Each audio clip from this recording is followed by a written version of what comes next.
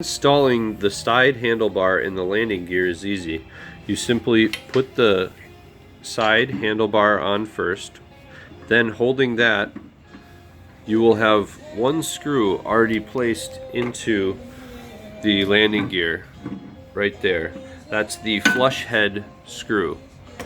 You'll line that up with the hole in the side handlebar.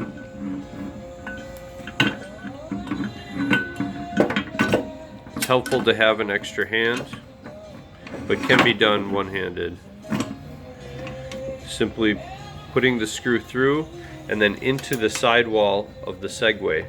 These are the holes that you took the dust covers off of the motors. So now with a 4mm Allen wrench, you tighten that one, not all the way, so that we can do the next one. The next one will be the second bottom one. This is also a flush head screw. And this will go through the other hole in the mechanism that has a flush mount, through the handlebar, and into the Segway's sidewall where the dust cover was. This will be put in by hand so to protect the screw threads.